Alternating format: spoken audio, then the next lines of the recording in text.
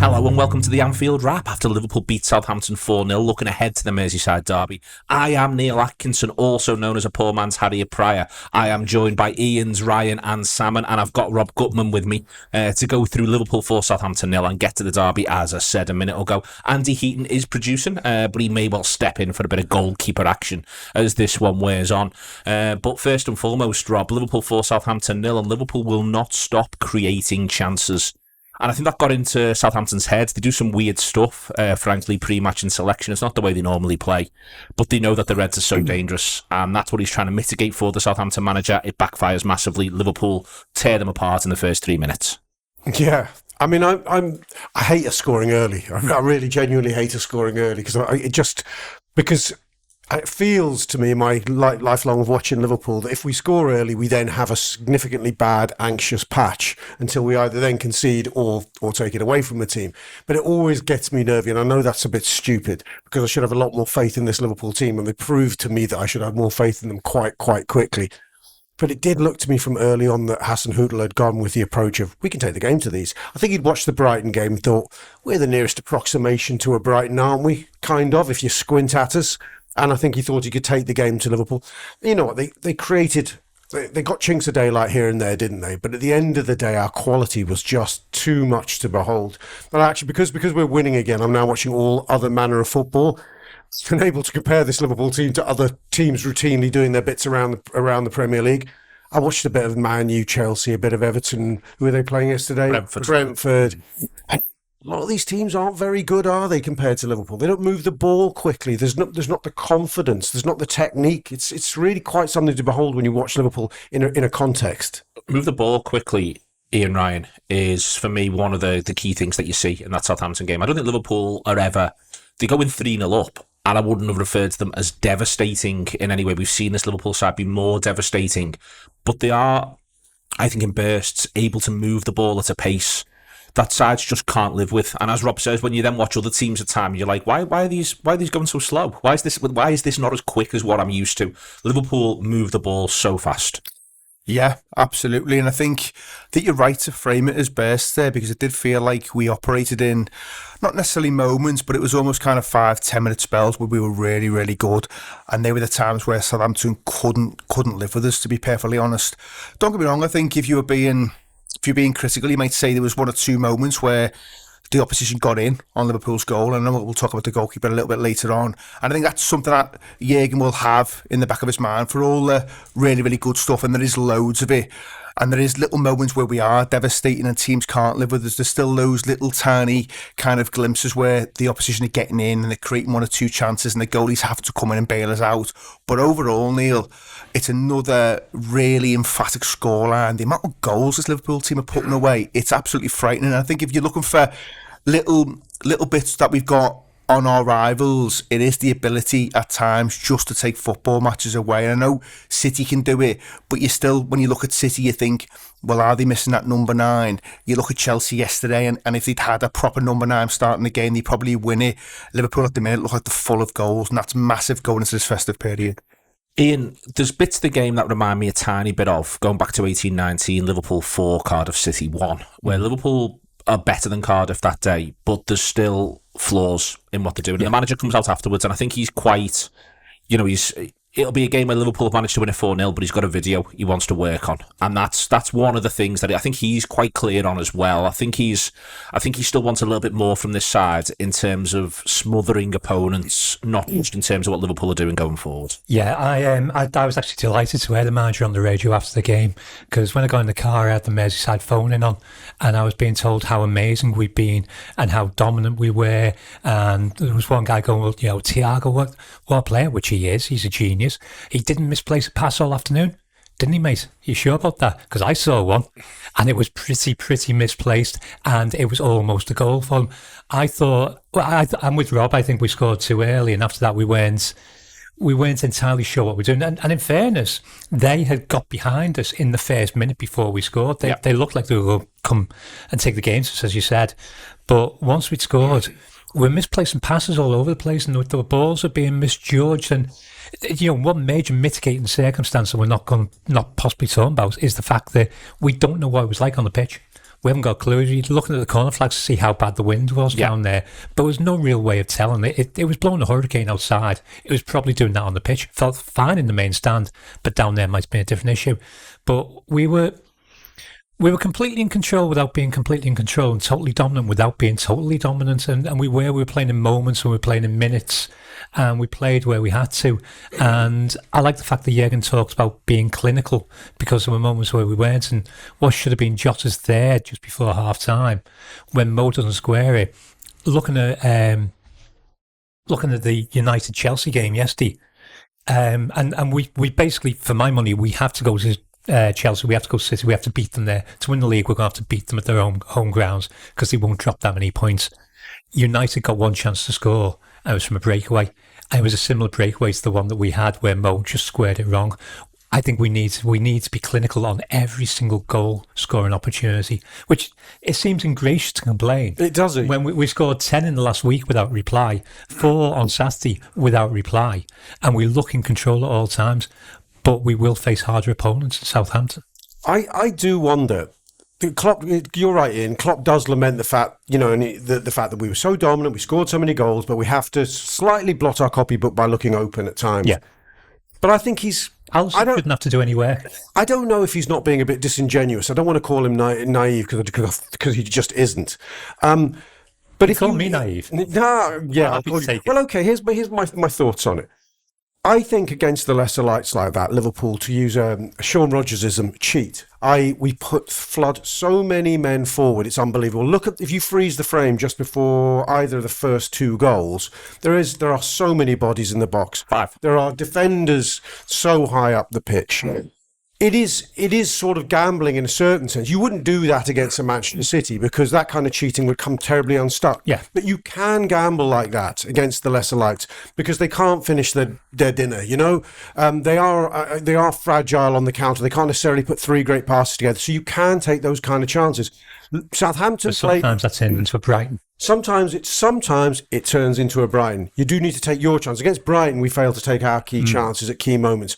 I think if we play the way we're playing against that kind of opponent who's naive enough or foolhardy enough to think they can open up against us, well, in a straight sort of gunfight, we're always going to win. And okay, on a worse day, it could have been 6-2. Never mind. We still have won by a huge margin.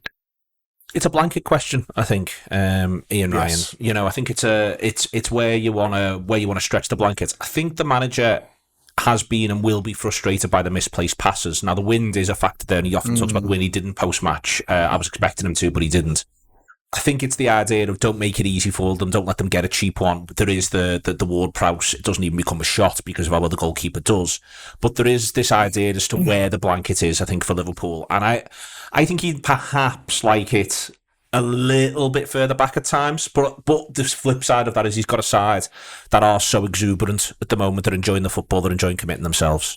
Yeah, and he backs his lads as well. So I think what Rob's saying there is right. If Liverpool flood the opposition with really, really good footballers, they back themselves to take the game away from other teams. And don't get me wrong, there will be the odd time where it backfires, and it is a little bit of a balancing act and a kind of high wire act, I suppose, at times. But I think there's enough good footballers in there to ensure that more often than not, Liverpool come out on top. And I think I looked at the average positions of the players, and it's only really the 2 centre-halves that are in kind of, their own half for the majority of the game. The fullbacks are pushing up incredibly high. Henderson's really high, Robertson's high.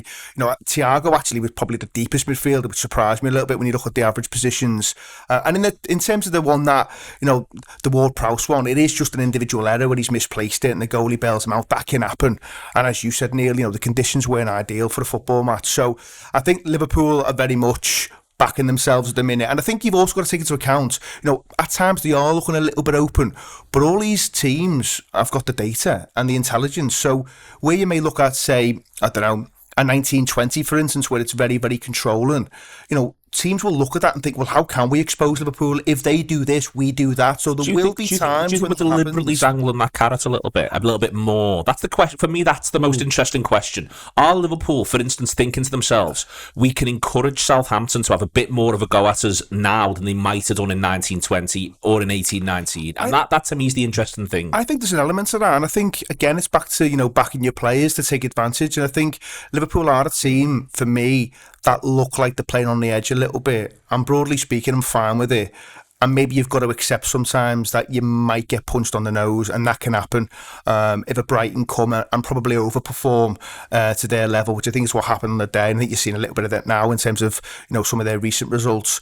I don't think Southampton were ever going to pose that threat. They're a really poor team, to be honest, and they're in danger of maybe falling into a bit of a fight the way it's going. They don't look like they've got much of a threat. I think he got his tactics wrong. I think he said after the game, Hassan Hüttl, they went 3-4-3. He definitely got his tactics. It didn't work. They try and change it back. They've been going very 4-4-2 with Armstrong and Shea Adams up top, and that's been the way home for the majority of the season. It didn't work. But this is back to managers are obviously going to try things because they know if they go probably play their normal game plan, Liverpool have got all the data on them and they'll know how to expose them and open them up. And he tried something different. It didn't work.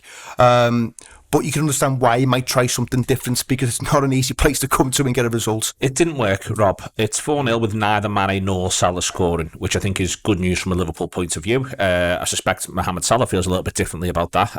But it is 4-0 with neither Mane nor Salah scoring. What's really interesting, you mentioned before about flooding the box. For me, it's not just flooding the box; it's flooding between the posts. There's the Jota opener. If he misses the ball, Salah gets it. And I think there's the Jota miss in the second half when it's flying across the box. If Jota doesn't make connection with it, Salah taps it in at the back post. To me, it's really interesting how between the posts, not just the forwards are, but at times the midfielders when they're joining are as well. Yeah, I should have qualified what I mean by flooding the box. I mean flooding the 6-yard box.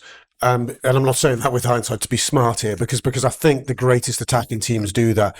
I've said it before, but the team I first noticed do that more than any other side I'd ever watched was Alex Ferguson's early United teams, where he turned United around by basically doing a lot of what Klopp does now, which is just when his teams were going for it, they were going for it. When Beckham was out in slightly later than his first incarnation at Man U, was putting a ball in, there would be four lads in that 6-yard box and it would hit somebody and eventually something would break. And that's the kind of boldness I think you need to be a great side, but you have to back that up with confidence, technique, and a bit of nous as to what you're going to do when plan A fails. And okay, Klopp is not entirely thrilled at the moment. He's referenced when Plan A fails, like West Ham were breaking on us. You could tell he wasn't entirely thrilled with the Southampton coming out against us. But I'm really not quite sure what he wants to ask of these lads. We're going back to the point about your point about the blanket, Neil. But you know what? At the end of the day, long may flooding the 6-yard box, to be clear, continue. The goalkeeper's incredible, Ian, in a 4-0 win. We're going to do a little bit of jiggery-pokery in a minute or two, so Andy will get the opportunity to talk about it as well. It involved me and Andy swapping seats. Do keep your eye on that if you're on the YouTube. It is exciting. It's exciting times.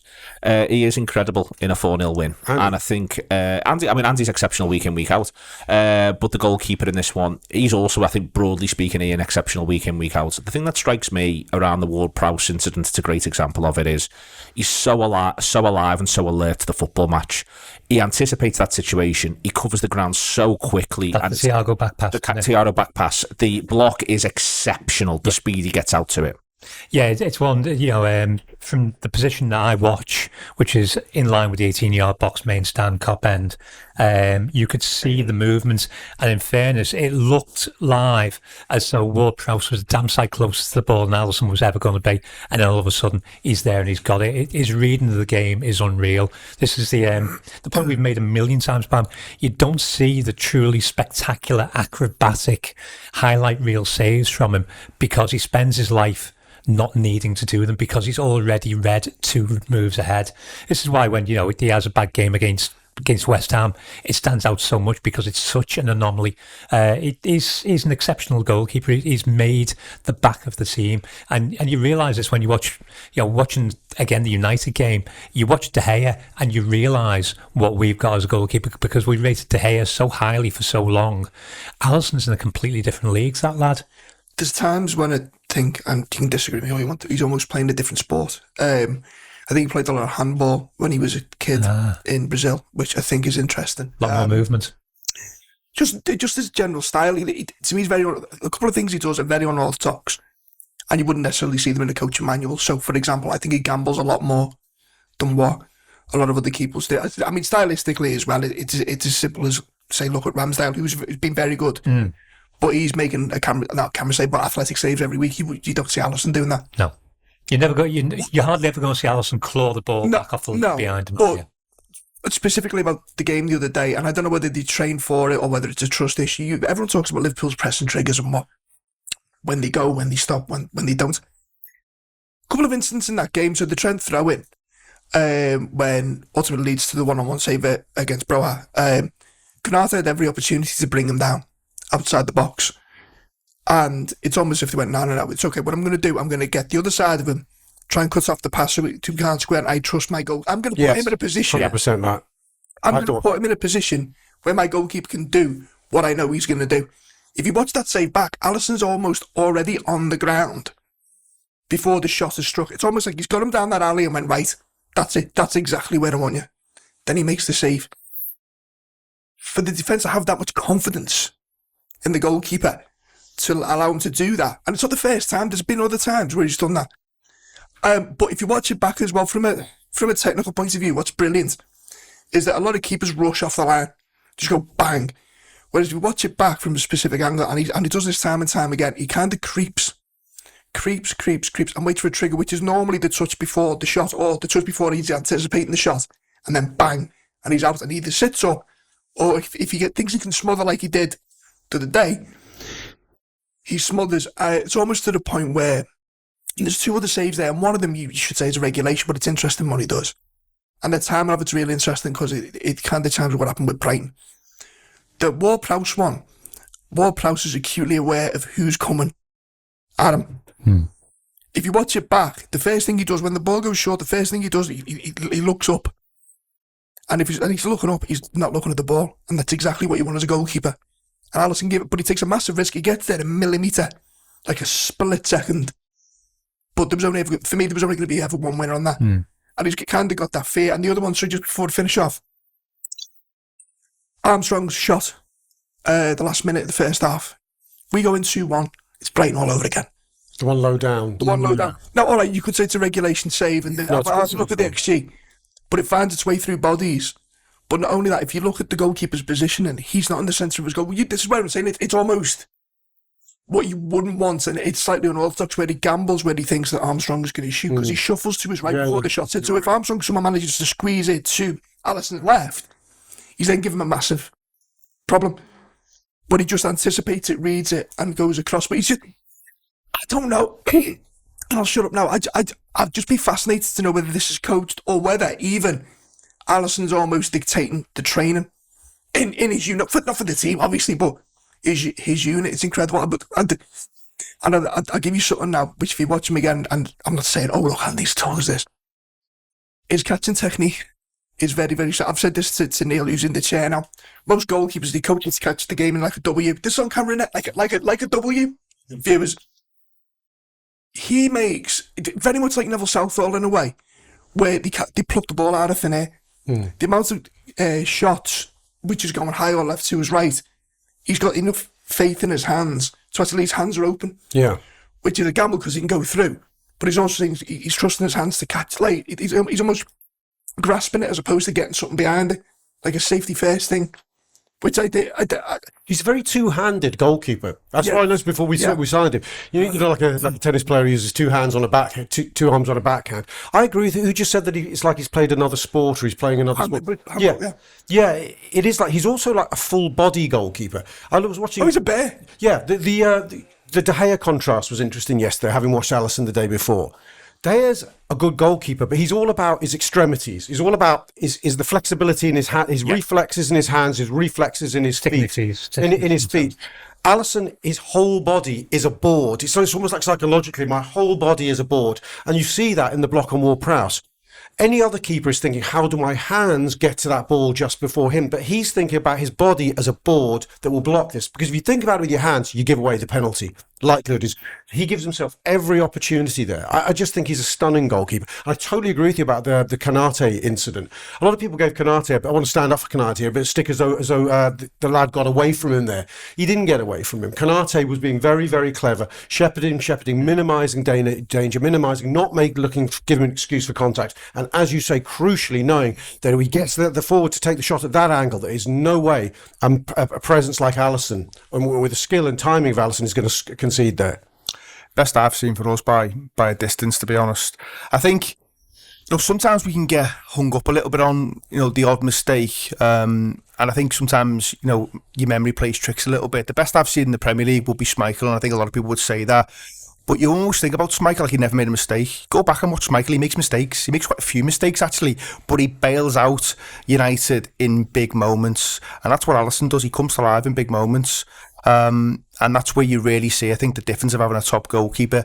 The times where he's almost dead for most of the game, and then something happens, like the back pass, and it's just brilliant because he's able just to spring into life. And a lot of goalkeepers there would just be caught on the back foot, or because they've not been involved in the game too much, it ends up in the back of the net. But he's so good in those big moments where he's not done an awful lot, and then all of a sudden he's making a worldy save. He's absolutely exceptional. I think you're right, Rob, about the trust the players have in him, and I think that's where the Konate thing, there comes a point where he just lets it play out because he's got faith in the goalkeeper.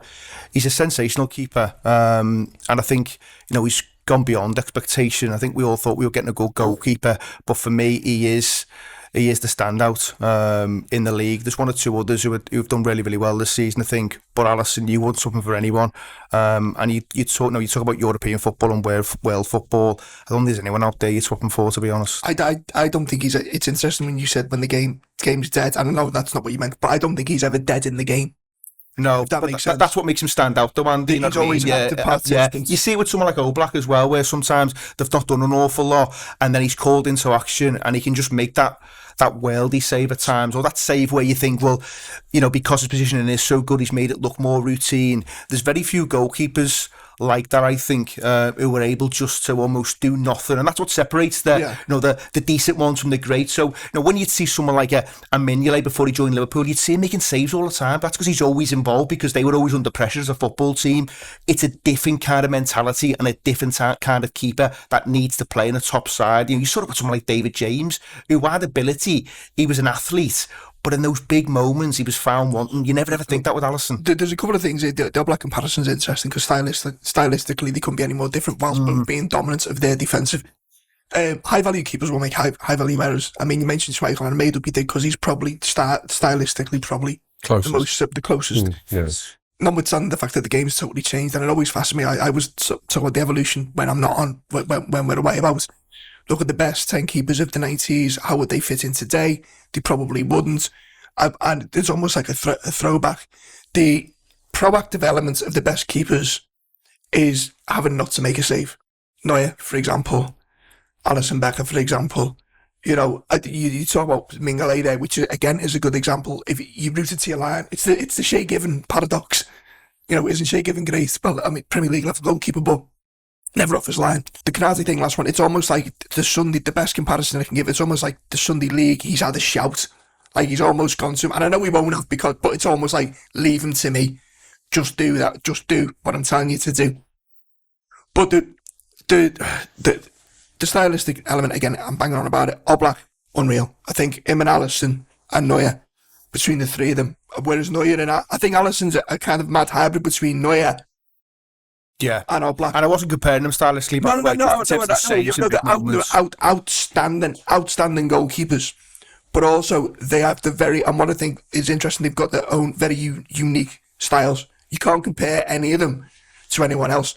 Whereas I think if you look at 90% of the 80% of the goalkeepers in the Premier League, they're all much decided. And I've made this comparison before, where I think that you've got one or two keepers in the league who are crap, and then unless you're Allison Becker, Ederson, to be fair to him, and I like Mendy, to be fair, the gap between the best and the rest is a chasm.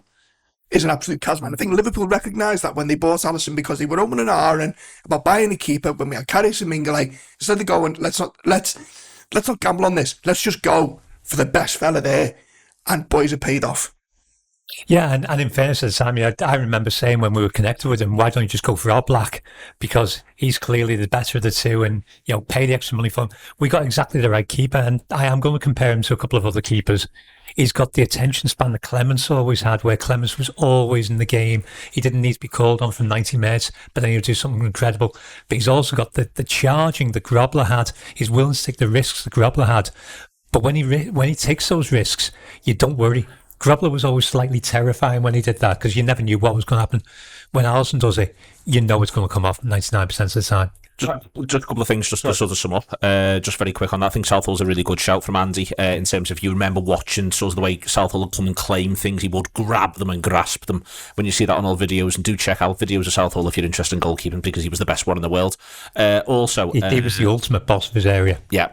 Also, just quickly, the Adam Armstrong chance just before half time that Andy cited at a post shot, expected goals of 0.61, i.e. should go into the back of the net 6 times out of 10, which says how good the save is from the goalkeeper. Final word on it, Roberto? Yeah, whilst we were all sort of eulogising about Allison, I started thinking about when he does concede. In West Ham the other week, where he concedes 2 from set pieces, I thought it was interesting. It's interesting to sort of, and it's, I suppose, a sign of a maturing team to sort of spot a reasonable weakness in an individual.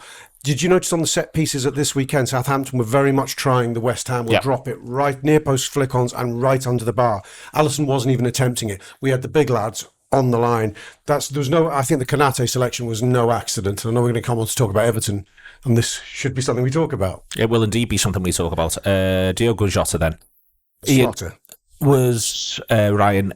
I was a teeny bit concerned first half against Arsenal. I didn't do the show after that, and I would have said that if I did. And the reason why was because I just didn't feel he was involved. And I think that there is still a mini question, because he's coming in place in this side of Roberto Firmino, who the one thing you can say about him most of the time is he's very involved. But I think second half against Arsenal, he found himself. And he was integral, I felt, on Saturday, not just with the goals as well. I feel as though he's involved. I feel as though he's at his best when he's early and certain, when he does the unorthodox early thing. The header forward for the third goal against Arsenal is a really good example of it. Something that is a little bit unorthodox, but he's certain in himself, and that's when he's at his best. Bodes well for January when he'll be required, but he remains so exciting. He does, and I think he's a really interesting footballer, because I take the point about sometimes he's not always involved. And I think that is the thing. There are times where you see games that may be passing by for maybe 20 minutes, 25 minutes. But the fact that he's got that goal threat just makes him such a valuable asset. And, I remember when I was kind of getting into football, you kind of grew up on forwards who weren't necessarily involved all the time. They just wanted to bang goals. Your Linekers, Charlie Nicholas, McAvenny, Clive Allen, they were just in and around the penalty box all the time. That's what made them such a threat. And I think sometimes, as football fans, and I would include myself in this, we can talk a lot about what players can't do. I grew up on people telling me what Ronnie Whelan couldn't do, what Craig Johnson couldn't do, what Ray Houghton couldn't do, despite the fact they were really, really good players and they had loads of strings to the bows. And I think sometimes you can do that with Jota and think about the things he doesn't do, but there's loads of brilliant things he does, and he puts himself in areas that defenders don't want to see forwards in. And I think what was really interesting last night, on Match of the Day 2, Shearer did an analysis of Timo Werner, and he talked about why he wasn't getting as many goals as he should. And it wasn't just about his ability when he's got the ball, it was about putting himself in the areas that you need to put yourself in if you are a proper centre forward. His second touch is really weird, Werner. I think it's a really weird second touch at times. Yeah, so there's that as well. There's the stuff with the ball, but if you park that for a second and just look at what he's doing when he hasn't got the ball, he hasn't got the movements, and it may be a confidence thing at times, but he's not putting himself in those areas you could never ever level at Diogo Jota. He puts himself in the areas to get goals. I think it was a brilliant move by Liverpool bringing him in, and I also think there's something around him and Firmino learning off on each other a little bit, and I think you see a little bit of that in Jota's game at the weekend, where he is more involved in the build-up. You could certainly look at Firmino's performance against Watford away and go, it's Jota-esque in terms of the positions he takes up. So I think there's actually a thing here where those footballers will learn different bits off each other in terms of improving their own game, and you might see a little bit of that. And that's not me saying Jota will turn himself into a Firmino, because that's virtually impossible to do, but I think you might just see little moments and little things in his game where you think that looks a little bit like Firmino, and vice versa as well. It was a really, really strong performance, and as I say, brilliant by Liverpool to get him in, because he's very much, and I think I'm speaking for a lot of people here, he's very much a different footballer than one we thought we were getting. Completely. There's a moment in, I think it was his first game, where he doesn't score because him and Salah are occupying the same space, and he leaves it for Salah because he's the senior player and he's bound to score, and we don't score. He's not going to do that again. He's proven he's not doing it. He takes the ball off Salah's toes for the first goal. And you could argue the way he breaks away, that breakaway, he should be more sitting with a pass to either side and we're going to score. But 30 seconds later, the ball's in the back of the net and he's put in the back of the net. So, who's going to complain about it? Probably me, in fairness. But he's alert, he's sharp. He is a player who, when he's not scoring, can look like he's not contributing anything. But that seems to be changing bit by bit, and he's getting better. I was slightly concerned at the beginning stage of the season when he came back that he wasn't hitting the level that we saw from him before the injury last year. But I think that's clear now. I think he's back at that level that he was just before the Midtjylland game, where he was absolutely firing on all cylinders. I think he's there. I think he is going to be absolutely vital for the rest of the season. I think when he first comes into the team, the slightly different challenge he faces is he's coming off the bench quite a lot. Yeah. So he's coming off against tiring legs. Defenders are in their zones. They're marking Salah or Mane or whoever, and he finds a bit of space, and you see him sort of be able to get on the ball. Then there's a few canny dribbles. There's a lovely goals. Which of the dribble goals he scores early? One against Brighton springs to mind. And this season we haven't, and then you see him against Atalanta, where he looks like he's got all the tools, doesn't he? He scores three different types of goal. He looks like a complete centre forward in that game. And then he seems to become this footballer who just heads them in, but a lot. And now he's this footballer who heads them in and also taps them in a lot. But we're also beginning to see the dribbler coming back. We saw it against Arsenal, that fantastic goal, albeit a terrible error by the Arsenal defender. But there's two drops to the shoulder there which are just sublime. And he's almost a bit unlucky seconds before he scores. When the ball's running through, his non-touching of a football there is a joy to watch. I thought he's going to get a shot away. He does in the end, and he gets blocked. But he's there to finish it off. He's a very, very interesting player, because without the ball, I think we're not counting what he's doing in terms of his pressing, his positioning. His work rate's incredible. It's a hell of a player we've got there. If you add the goals together across the 2 seasons and you combine and you look at the minutes, it's frightening. I mean, he's up to 9 now this season, with less starts, I think, than any of probably less starts than any of the front six, or maybe at level with Bobby Firmino. I think goals per minute wise, he's level with Salah, and Salah's got some pens in there as well. So, world's best footballer, I don't know. The midfield three, Rob. They worked very well indeed when we had the ball. A couple of little questions around, as been said by the manager and by Ian during this, about whether or not we can smother a tiny bit better where they're committing themselves. Each were solid. They were good versions of themselves without being spectacular.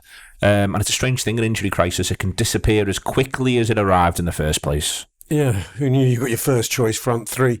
What I'm interested in the evolution of the way Klopp sets up midfielders is when we pick. When I saw that selection picked for Saturday, I think it was Chamberlain was the odd man out, arguably, or he could have gone with a 4-2-3-1 and Minamino or what have you. I thought, yeah, we said we want to see these three together, but are they all centre mids? And against a team like Southampton, who may be more defensive because they're a lesser light, is that possibly going to look a little bit blunt at times? It didn't. And I think we've seen in the previous times, we used to see, say, Henderson, Wijnaldum, Milner in midfield and go, they can look a bit blunt at times. I think Klopp's learnt from those situations and thinks, I can have my cake and eat it, I can have my centre mids, but just tell them to do different things. And you're seeing Jordan Henderson in this wide right position now that allows Trent to tuck into the De Bruyne position. You're seeing Thiago given something of a free role, like Naby Keita often has. So we're only really playing with 1-6 and an 8-10 really, or two 8.5s. I thought it's a very, very interesting development and evolution in the way our midfield set up. Because at the end of the day, if you give license to attack to footballers of that quality, the end result is you get quality in attacking positions, and you need them to do a bit of a shift. If you've got a defender lead, well, they've got those tools too. They've got we get what we expect from Fabinho. I think it's exactly how the other two are going to work around, and Thiago and Fabinho have looked like a really good combination. At times, Henderson and Fabinho have looked like a really good combination. I think seeing Thiago effectively, for me, where you end up, Ian, is Henderson's covering a lot of ground. He can change tempo, he can move the ball forward quickly, but effectively, either side of Fabinho, actually, when Liverpool are building play, you end up with Thiago to the left and Arnold to the right. And it's the idea that these two are going to make the play. And then that leaves five. Effectively, it's 2-3-5, but the three is Fabinho, Thiago, and Arnold. The five then is Robertson left, Henderson / Salah to the right, then the other one just inside, then Jota, then Mane. I'm really interested in how that it's on a bit of a shift to what you normally see from football teams. It's about getting the best out of Trent, but it's about getting the best out of Thiago, and it's about the idea that Liverpool can build play from either of these sides. Absolutely. So, and if you're an opposition manager, how are you dealing with that? 'Cause, I mean, what you've just described there and outlined is frightening, to be honest. You list those footballers off, and every single one of them is a top footballer as well. There's no real weak link in there. And I think, when you start to think about the kind of team for kind of Wednesday, and I know we'll come on to it, I don't see an awful lot changing, to be honest, from what we saw at the weekend, for that very reason, in terms of how you've how you framed it there. It was a brilliant performance on kind of the weekend. And I think, Robertson, one for me, he's just shoved it down one or two throats a little bit, and I didn't like the writing off of Andy Robertson. And I think sometimes there's a bit of a, we like the shiny new toy, and there's Chimikas there who's come in, and to be fair to him, he's come in and done really, really well. But to suddenly write off Robbo, and I know not everyone was doing that, but I certainly heard it in some quarters where it was like, well, he needs dropping. He didn't need dropping, he just needed the odd game or two. Just give him a little bit of a rest. He's played so much football, not just for Liverpool, but internationally as well. And his performance when he comes on against, when he plays against Porto, I thought he was brilliant. He just looked like a man possessed, and he took that into the weekend as well. I thought he was brilliant from start to finish. I think the Trent thing's interesting, Neil, because I think how Rob pitched it there was how it was executed at the weekend. I think there are times where they've got to get that right. You've seen it in certain games where it's not quite been the way they want it to work, and Trent's been caught a little bit in no man's land, but it certainly worked at the weekend. And as I say, I thought Thiago, on the back of his midweek performance, was just excellent again.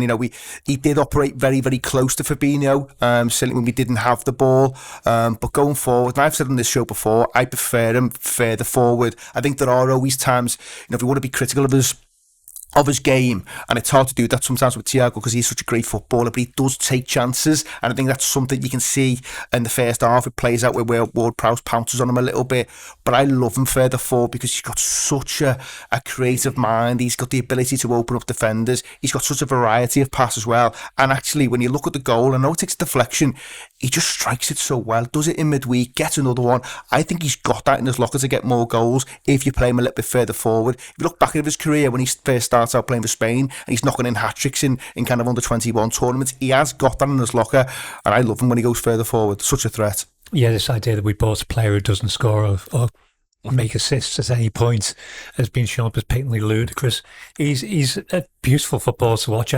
I think in general as a team, I want to make this point before, I think we're very spoilt at the moment because I watch other games and go, why isn't this as good as us? Why can't people do what we're doing? We're watching a hell of a team play at the very, very top level. Thiago, there's a very good article. Mel Reddy's written a very good article this morning in The Independent about the intention when we bought Thiago and Jota was that we wanted to combine the steel of the side that won the league with the creativity of 2 years before. And that's the evolution we're seeing at the moment, hence the evolution of Trent walking in. But I think the longer you can keep Jota fit for and the more you can manage his minutes, the more we're going to see him absolutely dictating games, because he's clearly, we knew when we went on board and we were buying the best midfielder in the world, and he's just proven it consistently. He's an absolute joy to watch. And it was, I think it might have been Neil Dockin compared him on the pink to when we were linked with Laudrup, when you knew you were getting a technician that was a head and shoulders above everybody else. And it was indicative of, I know Mike Lowen gets a lot of criticism, but when you hear Mike Lowen talk about how forwards hit balls and what the forward's job is, he's as good as anybody in the world at talking about it.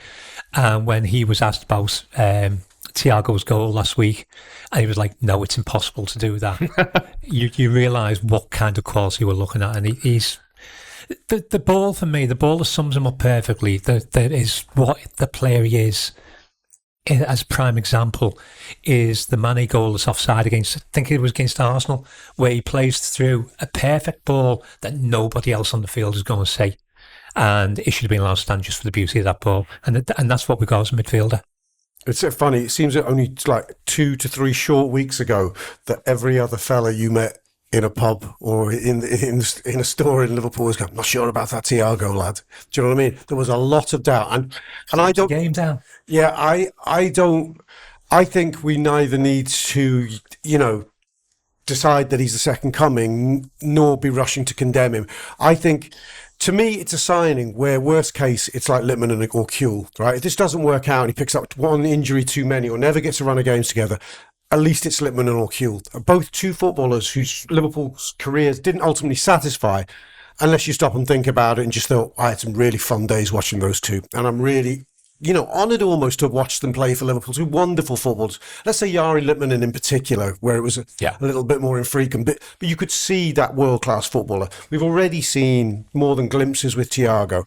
Look, I'd like to see him on the back of 20 games, being fit for 20 games, because I think at the moment he's not even touching the sides of what he can be. I still think he looks a quarter of a yard off the pace. And even so, he can still do what he's doing. I totally agree with you about playing him further forward. And this is not me pouring cold water on the Thiago thing. I think there's so much more to come from him. But I also have a nagging doubt that we bought a footballer who Bayern Munich let go for a reason, and that was because of his fitness record.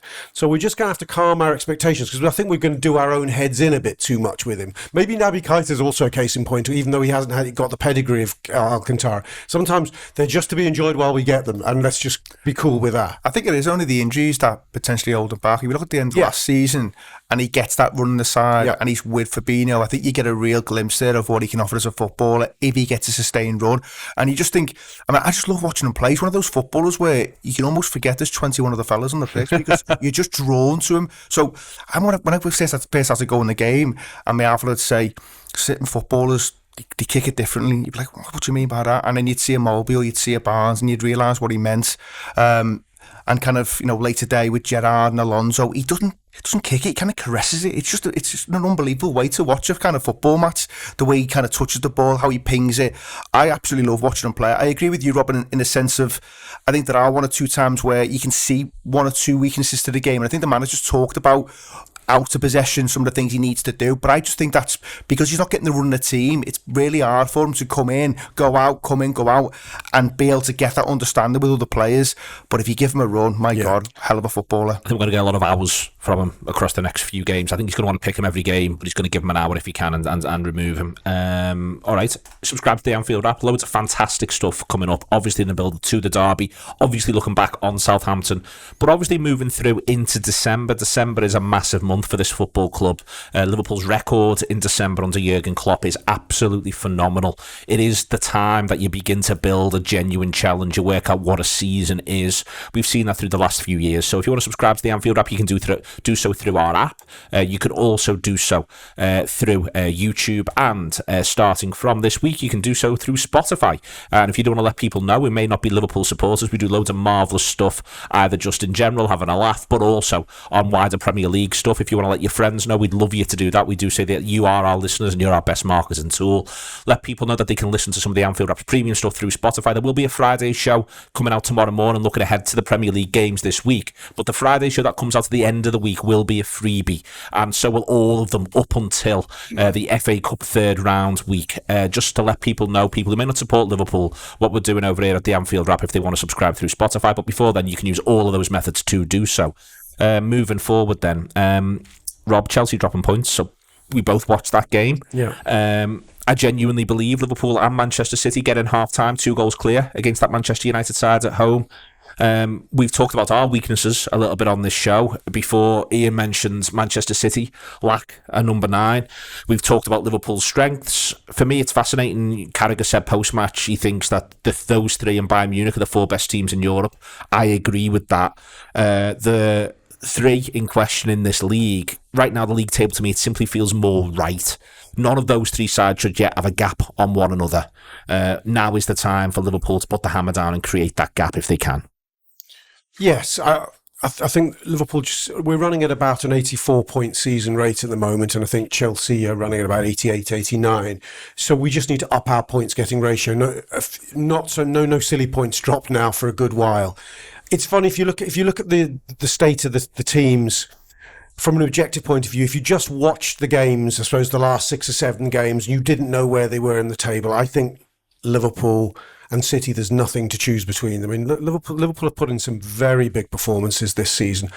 A couple where you walk away scratching your head, but no more than that. Chelsea, to me, I'm Chelsea skeptic, don't you? Obviously, yeah. I haven't said they made me eat words in recent weeks, but they've looked tasty in doing things like beating Juventus 4-0. But I haven't changed my view that although I think they're a very, very good side, they could yet win the Champions League again. Who knows? I don't think they're as good as Liverpool or City. I think there's daylight between us and City and them. And every weekend, if it was Chelsea playing City, I'd want Chelsea to beat City. Sorry, I just rate them that much more than Chelsea. Yes, you're totally right about United. I mean, proof in the pudding is we were what was it, 4-0 against United on their own ground. Yeah. Never mind struggling against them at home. Chelsea had a lot of the ball there. And yeah, United are defensive, but they're not very good at being defensive. Chelsea are quite lucky, really. Ultimately, United, they don't cry. I don't know what the XG stats were in that game, but it didn't look to me like Chelsea had a host of chances. They did a feature on Sky at half-time about look at De Gea's saves. I thought, tell you what, if he'd not made any of them, you'd really want to ask questions. Yeah. Well, Chelsea United are very, very poor defensively. Basically, their back 8 has nothing at all. And the lads up front didn't look particularly good. Yesterday was one of those games where I thought, they could do us a bit of a favour here by half-time going, well, write that one off right away because they're definitely not going to. Chelsea should have had more. It is one where you look at it and go, oh, we possibly dodged the bullet with Werner there, not signed him. I was very much for the idea that we need to sign this lad, but he's not done it. When Lukaku came on, you expected it to be inevitable he score. Nothing from it. We had a conversation, myself and my wife, after the game, and she's saying this is how ridiculous the top 3 are. We're playing the way we're playing, and we're third. And I'm like, well, we're third because of Brighton and Brentford, or Brighton and West Ham. You'd send any one of those into a win, and we're already top of the league, and we're sitting there quite comfortably looking. We are, for my money, we are the best team in the country at the moment. It's just those couple of results that made it a bit iffy. I think there's some core underlying stats, aren't there, to do with Liverpool and expected goals, to do with Liverpool. Liverpool are scoring at the rate of 3 goals a game, and those are expected goals. You touched on this right at the beginning, at the top of the show, Neil. We have 3 of the top 4 scorers in the Premier League. We have 2 of the top 3 assisters in the Premier League. We have the player internationally now recognised as the best footballer in the world. There's a lot of underlying trends there that says this is the team that really should finish top of this pile. One of the core things to see, Ian, is there's only 4 teams in the country with a positive goal difference. It's mad. There's the top 3 by some distance. I think combined are about 76. The next team with a positive goal difference is West Ham United with 8, and then there's 3 sides: Brentford, Crystal Palace, and one other who escapes me, who have got a 0 goal difference, and everyone else could be Wolves. Yeah, it is Wolves 12-4-12 against. Ian, these 3 sides are utterly dominant, and it's going to be a season, I think, that's defined by when they drop points as much as anything else. And I'd just take any weekends where we win and either of the other 2 simply draw. I think that's the way this league is going to go, especially when the games come thick and fast. Yeah, and that's why, yesterday I didn't get too disappointed with the fact that Chelsea got back into the game. I was at the time, because, if it had been a defeat, then yeah, obviously you're closing the gap even more. But to be honest, from where we were at the start of the weekend, any drop points, snapped your hand off for it. So I was delighted with that. And I think, you're looking for Gerrard to do us a little bit of a favour on Wednesday night when City go to Villa. And I think whilst these 3 teams are by far and away better than the rest. I think there will be times when all three still continue to drop points, because I think you can still look at the teams. They're brilliant, but not perfect. And it's really interesting to me. They're brilliant, but not quite perfect. Exactly. And I think with City, and I have outlined this before, I think you will see loads and loads of games where it will be 4s and 5s, but there will be those outliers where they just can't find the net, and because they haven't got a proper centre forward, and I know they've got Jesus and I know they're using them wide right at times, but they just will at times, because of that, they will have those games where it ends up being 0-0, or maybe they get picked off 1-0. And Chelsea, similar really, I know you've talked about it, Neil, but that thing where you're getting bailed out by your defence, that just can't continue. I refuse to believe that that can continue. And I know they get the Rudiger one yesterday, where if that goes in, maybe you start to doubt yourself and think, fucking hell, maybe it will continue, because you've got centre-half knocking in volleys in the 97th minute. But you have to say, and I know Lukaku's coming back, but even before his injury, he didn't quite look like the Lukaku of Inter Milan. I think there's someone to integrate him. Now, that could change, but I think it's no bad thing for us and City that they've actually, that injury, whilst they didn't play anyone that good, it might have helped them if they'd had him whilst they're not playing anyone that good, because they'd have worked out how it all works. I think they're almost 6 weeks behind getting Lukaku properly integrated. Yeah, I think that's really fair, and that's not me saying he's not a good player, by the way. I think he's a very, very, very good footballer, but there is a thing around just getting him used to the system and getting players used to him and stuff. Even look at the Burnley game where, no one thought Burnley go to Chelsea, even without Lukaku, and get a point, and they do. So I just think we've got to accept that there are going to be times where we all drop points. Liverpool have got the AFCON coming up, and I know it's only potentially 2 games, but those 2 games do worry me, because 2 games can make all the difference at the minute. It feels like you drop points in any games, it feels like it's curtains, and it's not. But as a fan base, we always think it is. West Ham, we all thought, my God, this could be it now. It's gone to 4 points, blah blah blah. So I think as a fan base, we've just got to get used to the fact that these things will happen. But on Wednesday night, no mistakes. They've got to go into that game. They've got to put a few wrongs right when it comes to Goodison Park. A few wrongs right when it comes to Goodison Park, Rob. I think it's worth saying it's only one derby win in the last 9 at Goodison from a Liverpool point of view. Now, there's no defeats in there, and I think that at times it's suited in different ways this manager to maybe take a point at Goodison. I think also there's been a bit of hard lines. I think what we should have won there last season, and the Henderson late winner being chalked off, which now wouldn't be chalked off, by the way, with the way in which the rules being changed, makes a bit of a difference. But it is only 1 win in the last 9, so however poor Everton have been, which they have been recently, and we've got to be honest about that, for me, nothing should be taken for granted. Liverpool are going to have to earn every 10 yards they get up the pitch against Everton, because that's what we've seen. We've seen how hard it's been for us at Goodison. Yes and no, in that I would like to see us show the requisite disrespect to a team flirting with relegation, quite frankly. And I'm not trying to troll them there. They What team are you picking here? yeah. Well, no, I don't mean in selection. I mean in going for the throat. Yeah.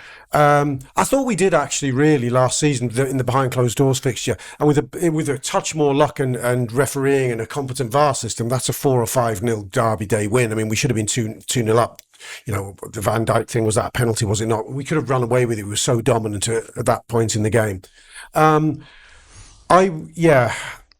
think Everton have probably come into I need to check myself on this, but I think Everton have probably come into recent derbies in better form than this one.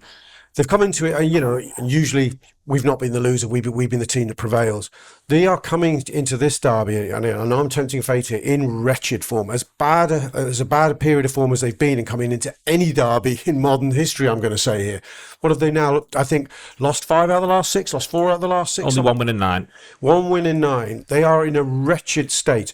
In some respects, in the Blue podcasts, they're going, this is the reset game we need. This is exactly what we need right now. I was listening to a Blue podcast. They're not saying that. Yeah, no one's saying that. They're not saying that, Rob.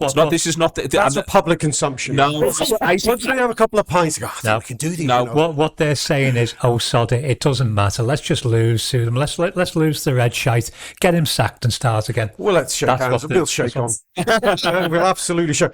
Look, that's what my son's saying anyway.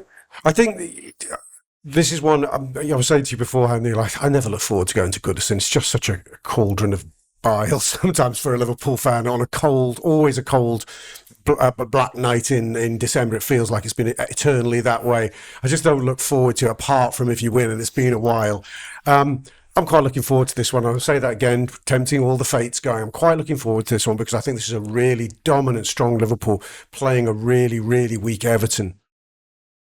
Calm him down. Throw a bucket of cold water over this prick, please, because I am all about take nothing for granted. I think, I am taking nothing for granted, and it is always a difficult place to go, but you could turn the crowd on them after 30 seconds in this game.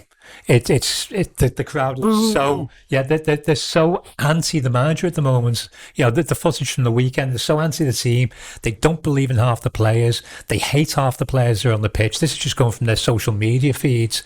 They can turn very easily. They may actually hate their own team more than I've ever seen anybody hate their own team. They may hate them more than they hate us. The last set of Everton fans that hated their own team. Yeah, the pantheon of hating your own team. They're in a horrible position, aren't they? You know, they had those first 4 or 5 games where it looked like Benitez was going to do a job, and then they hit a few bad injuries to the spine, and they don't look like recovering from it. They don't know when they're going to get Calvert-Lewin back. Their back four looks very shaky. The midfield, despite the fact they had Allen and Decore back yesterday, doesn't look a shadow of what it was like 3 months ago. They're in a lot of trouble, and they know it, and they just...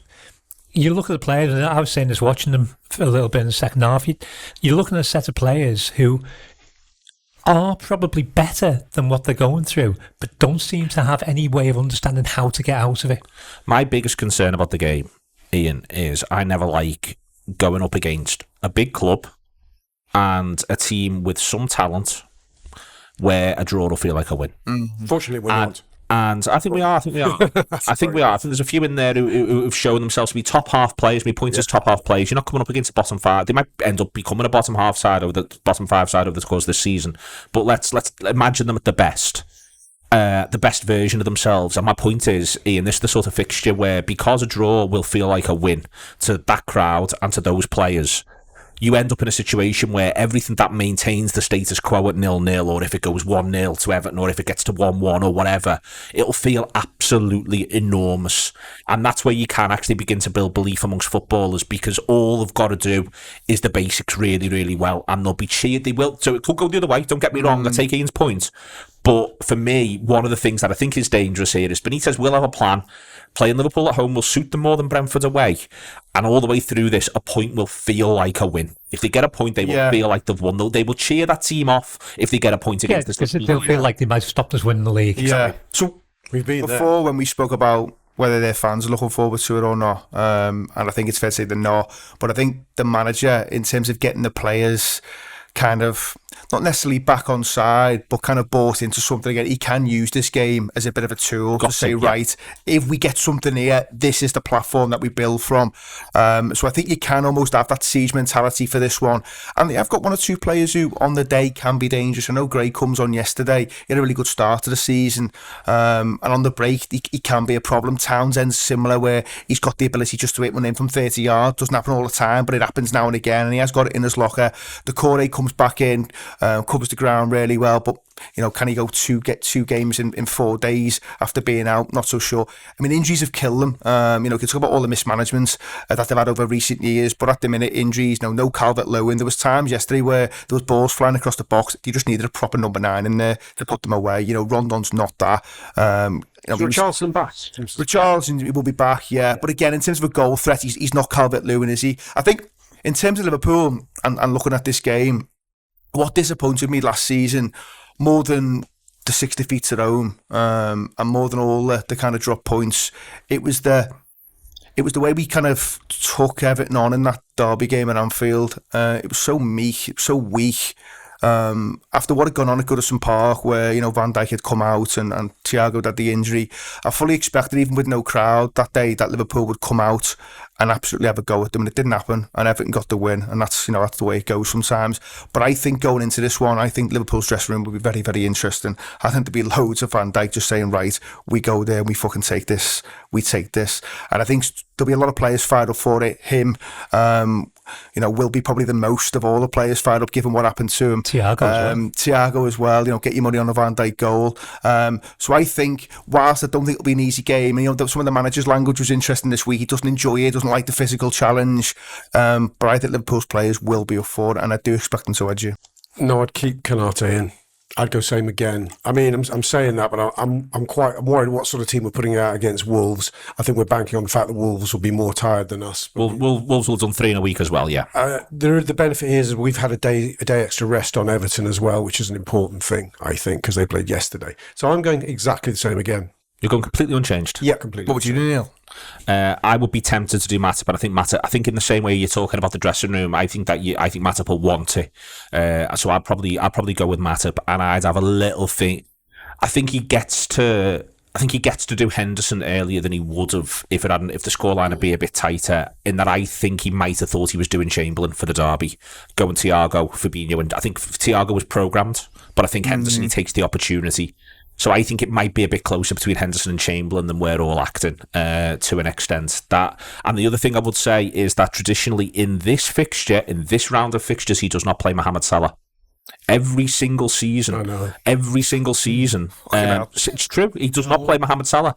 There's Stoke away, he doesn't play Salah, he comes off the bench. There's Burnley away, Salah comes off the bench, Burnley away. Last season it was matched up. He does not play Salah in this game. The 5-2 against Everton in 1920, he starts with Origi, Shaqiri, Lallana and Mane.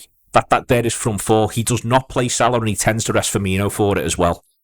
So literally that's what he's done since he's been managing Mo Salah. He's not played this game. Always this week. It's always this week. He's going to have me outside his house if he doesn't play my Well, I think the difference this year is, in terms of the optics on it, he literally starts him against Porto in a dead rubber.